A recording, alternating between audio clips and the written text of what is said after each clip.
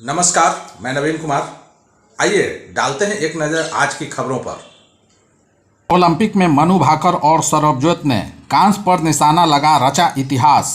10 metre pistol मिश्रित स्पर्धा में कोरिया को दी मात, सफलता के लिख दी नई इबारत। पूरे देश की निगाह 22 साल के निशानेबाज मनु भाकर और सरबजोत सिंह पर थी। हरियाणा के इन दोनों निशानेबाजों ने पदक पर निशाना लगाकर सफलता की एक और इबारत लिख दी। यह दोनों ओलंपिक में निशानेबाजी की टीम स्पर्धा में पदक जीतने वाली पहली भारतीय जोड़ी बन गए। 2 दिन पहले निशानेबाजी स्पर्धा में पदक जीतने वाली पहली भारतीय महिला बनी मनु भाकर एक ओलंपिक में 2 पदक जीतने वाली पहली भारतीय खिलाड़ी बन गई। मनु भाकर और सरबजोत सिंह ने 10 मीटर पिस्टल मिश्रित टीम स्पर्धा में कांस्य पदक जीता। भारतीय जोड़ी ने कांस्य के मुकाबले में दक्षिण कोरिया के ली चोन्हो और ओ ए जिन को 16-10 से हराकर देश का दूसरा पदक दिलाया। मनु भाकर व सरबजोत सिंह के पदक जीतने पर देश की प्रधानमंत्री नरेंद्र मोदी, कांग्रेस नेता राहुल गांधी, राष्ट्रपति द्रौपदी मुर्मू, केंद्रीय खेल मंत्री मनसुख मंडाविया, पूर्व Olympic champion Abhinav Bindra, IOC के सदस्य नीता अंबानी, पूर्व पदक विजेता राजवर्धन सिंह राठौर आदि लोगों ने बधाई दी है। मुख्यमंत्री अरविंद केजरीवाल की गिरफ्तारी पर विपक्ष का चौतरफा हमला। दिल्ली के मुख्यमंत्री अरविंद केजरीवाल की गिरफ्तारी और जेल में उनके गिरते स्वास्थ्य को लेकर जंतर मंतर पर इंडिया गठबंधन के सभी दलों ने विरोध प्रदर्शन किया। प्रदर्शन के दौरान मंच से सुनीता केजरीवाल ने आरोप लगाया कि झूठे केस में जेल में बंद अरविंद केजरीवाल की जान खतरे में है। वहीं सपा प्रमुख अखिलेश यादव ने कहा कि एक मुख्यमंत्री जो जनता के लिए काम कर रहा था, केवल अपने राजनीतिक उद्देश्य की पूर्ति के लिए उनकी गिरफ्तारी करवाई गई है। वहीं विरोध प्रदर्शन में शामिल कांग्रेस नेता प्रमोद तिवारी ने कहा कि कांग्रेस का एक एक नेता इस संघर्ष में आम आदमी पार्टी और उनके नेताओं के साथ है। जातीय जनगणना पर राहुल व अनुराग भिड़े। लोकसभा में आम बजट पर चर्चा के दौरान जातीय जनगणना के मुद्दे पर पूर्व केंद्रीय मंत्री अनुराग ठाकुर और विपक्ष के नेता राहुल गांधी में तीखी नोकझोंक हुई। दरअसल अनुराग ठाकुर ने लोकसभा में विपक्ष के नेता राहुल गांधी पर निशाना साधते हुए कहा कि जिसकी जाति का पता नहीं वह जाति जनगणना की बात कर रहे हैं। इस पर राहुल गांधी ने आरोप लगाया कि अनुराग ठाकुर ने उन्हें गाली दी है, पर उन्हें माफ़ी नहीं चाहिए। हालांकि अनुराग ने अपनी सफाई में कहा कि उन्होंने किसी का नाम नहीं लिया। इस पर राहुल गांधी ने फिर पूर्व केंद्रीय मंत्री पर जवाबी हमला बोला। नेता प्रतिपक्ष ने महाभारत का जिक्र करते हुए कहा कि जो भी दलितों और पिछड़ों की बात करेगा उसे गाली खानी पड़ती है। यह सभी गालियां वह खुशी से खाने को तैयार हैं। उन्होंने कहा कि जिस तरह अर्जुन को सिर्फ मछली की आंख दिख रही थी, वैसे ही उन्हें भी जातीय जनगणना दिख रही है। स्कूली बच्चों के लिए रहेंगे 10 दिन बैगलेस। शिक्षा मंत्रालय ने जारी किए गाइडलाइन। केंद्रीय शिक्षा मंत्रालय ने बैगलेस डे के लिए कक्षा 6 से 8 में इम्प्लीमेंट के लिए गाइडलाइन जारी कर दी है। मंत्रालय का मानना है कि इससे स्कूलों में पढ़ाई को अधिक आनंदमय, एक्सपेरिमेंटल और तनाव मुक्त बनेगा।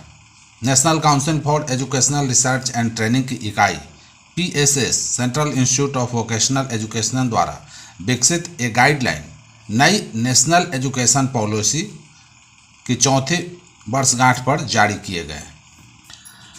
10 बैगलेस दिनों के पीछे विचार उन्हें कक्षा 6-8 तक शिक्षा की मौजूद स्टडी प्लान के अतिरिक्त टीचिंग लर्निंग की प्रक्रिया का एक अभिन्न अंग बनाना। यह न केवल किताबी ज्ञान और ज्ञान के अनुप्रयोग के बीच की सीमाओं को कम करेगा, बल्कि बच्चों को कार्य क्षेत्रों में स्किल आवश्यकताओं से भी परिचित कराएगा। इससे उन्हें भविष्य के कैरियर पथ को तय करने में मदद मिलेगी। और देख लो, दिल्ली के बाद अब निशाने पर पटना के कोचिंग सेंटर। जिलाधिकारी ने जारी किया आदेश, होगी जांच। दिल्ली के बाद अब पटना में भी जिला प्रशासन अलर्ट हो गया है। जिलाधिकारी ने पटना के सभी कोचिंग सेंटरों के जांच के आदेश दिए हैं। ऐसे सभी संस्थानों की जांच करने और नियमों का उल्लंघन कर संचालित हो रहे संस्थानों के खिलाफ कार्रवाई करने का निर्देश दिया है। पटना जिला प्रशासन ने दिल्ली की घटना को ध्यान में रखते हुए सभी अनुमंडलों के संबंधित अधिकारियों को अपने अपने क्षेत्रों में सभी कोचिंग सेंटरों के दस्तावेजों की सत्यापित करने का निर्देश दिया है। बिहार शिक्षा विभाग में हड़कंप, काउंसलिंग से पहले 700 नियोजित शिक्षकों के सर्टिफिकेट गायब। बिहार के किशनगंज में एक चौंकाने वाली घटना सामने आई है। यहाँ पर 700 से अधिक नियोजित शिक्षकों के प्रमाण पत्र गायब हैं। इतना ही नहीं, कुछ शिक्षकों के शिक्षा प्रमाण पत्र शिक्षा विभाग के शौचालय और कूड़ेदान में मिले हैं। मामला तब प्रकाश में आया जब 1 अगस्त से शुरू होने वाले राज्यकर्मी का दर्जा देने की काउंसलिंग से पहले इन शिक्षकों के सर्टिफिकेट गायब पाए गए। विभागीय लापरवाही के आरोप के बीच अधिकारियों ने मामले की जांच शुरू कर दी है और दोषी कर्मचारियों को नोटिस जारी किए गए हैं। शिक्षकों का कहना है कि अगर उनके महत्वपूर्ण दस्तावेज सुरक्षित नहीं हैं तो इससे उनकी नौकरी और भविष्य पर सवाल उठता है।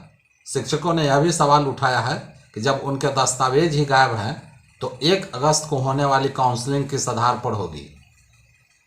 15 दिनों के अंदर सिर्फ 6 आवेदनों के निपटारा से पटना डीएम हुए नाराज, सीओ को किया शोकॉज। बेलछी अंचल में 15 दिनों में दाखिल खारिज के सिर्फ 6 आवेदनों का निपटारा हुआ। इससे नाराज डीएम ने बेलछी के सीओ को शोकॉज करते हुए सुधार करने का निर्देश दिया है।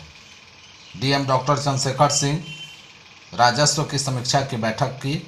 उन्होंने ई म्यूटेशन, परिमार्जन, भू अर्जन, नापीवाद, सीमांकन सहित विभिन्न मामलों में प्रगति का जायजा लिया।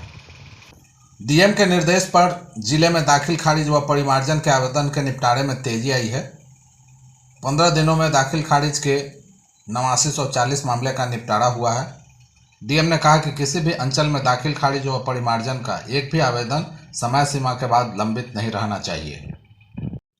10,000 रुपये की जलाई बिजली, बिल आया 1,31,00,000 का, उपभोक्ताओं के उड़े होश। बिजली कंपनी ने जगदीशपुर भागलपुर के एक उपभोक्ता को 1,31,00,000 रुपए का बिल भेज दिया। बिल देख उपभोक्ता के होश उड़ गए। बिल ने उपभोक्ता की धड़कन बढ़ा दी। इसकी शिकायत उपभोक्ता ने बिजली कंपनी के अधिकारी से करते हुए इसमें सुधार करने के लिए आवेदन दिया। तो फिर क्या था, फिर बिल बढ़ाकर भेज दिया गया। भागलपुर जगदीशपुर प्रखंड के योगीबीर में संचालित मान्या ट्रेडर्स के संचालक ने south Bihar power distribution company limited Bhagalpur आपूर्ति क्षेत्र के अधिकारियों को दिए गए आवेदन में कहा कि उक्त ट्रेडर्स के नाम से कनेक्शन लिया था। 26 जून को पुराना मीटर बदलकर 28 जून को स्मार्ट मीटर लगाया गया।